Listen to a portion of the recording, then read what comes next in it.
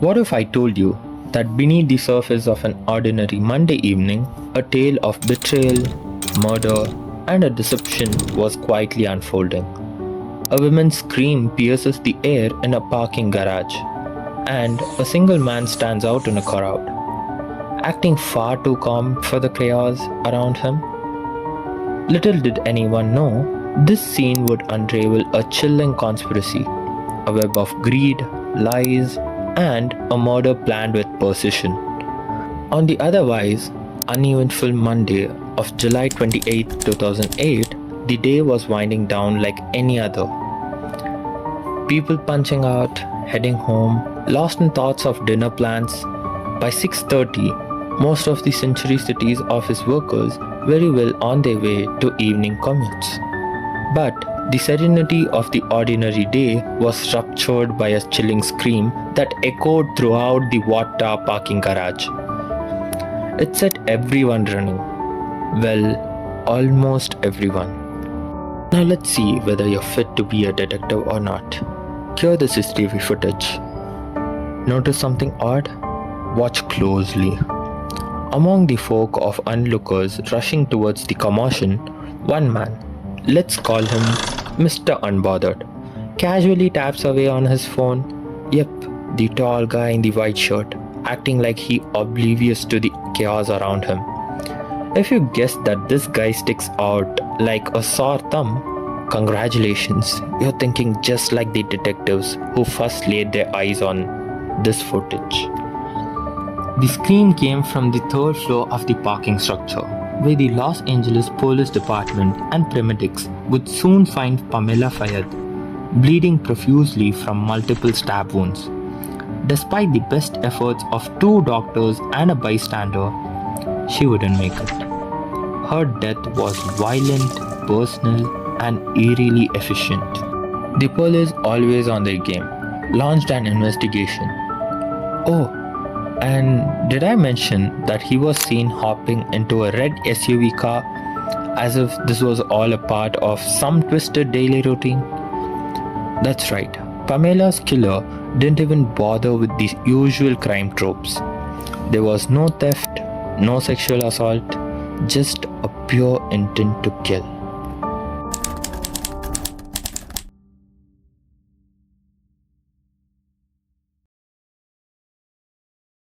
Pamela Fayed, age 44, had been left to die in the most gruesome fashion. The final blow? A deep laceration across her neck. As detectives retraced her last steps, they began with the person closest to her, literally and legally, her husband, James Fayed. Because, let's be real, when a spouse ends up dead, the surviving partner automatically gets the side eye. James agreed to come in for questioning, seemingly unfazed, and here's the kicker. He was the guy seen in the CCTV footage, the one glued to his phone as though chaos unfolded. Before we dive deeper into this bizarre lack of empathy, let's rewind a bit.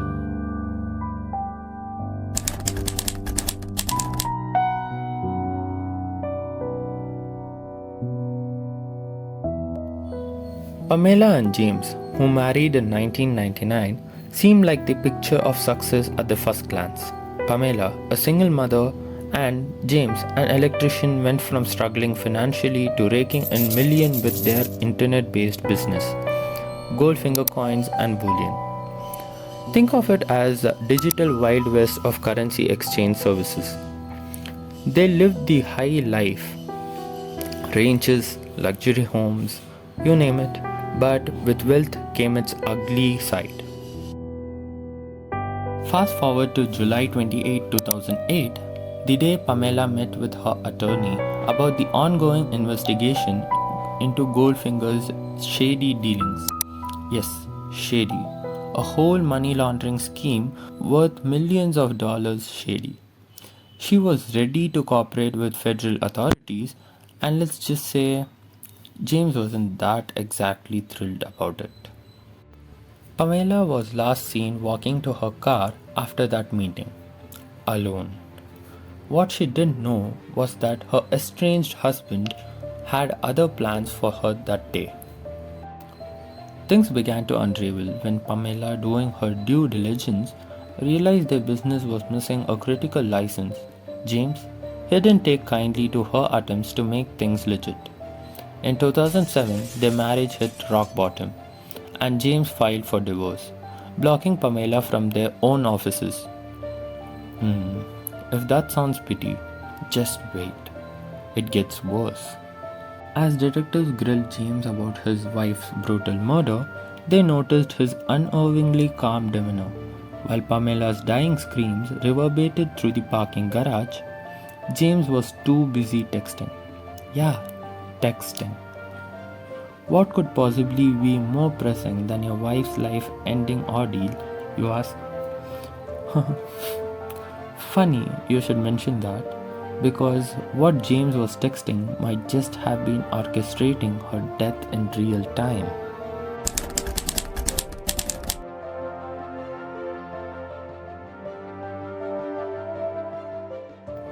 The detectives, however, weren't the type to let things slide. Upon scrutinizing the footage, they hopped in on the red SUV car linked to the crime. Guess who rented that car? Bingo! Goldfinger's own James Fayed. And though the vehicle had been thoroughly washed, forensic experts still found Pamela's blood inside. Things began to unchain quickly after that. Fingerprints from the parking garage tickets matched three individuals: Josmaya, Gabriel J. Marquez, and Stephen Simons. An electric trio, to say that at least Moya, who happened to live on James' ranch, was dating James' sister. What a charming little family affair, don't you think? Text messages between James and Moya around the time of the murder deleted. But don't worry, detectives don't need the actual text to know what went down. It didn't take them long before it all clicked.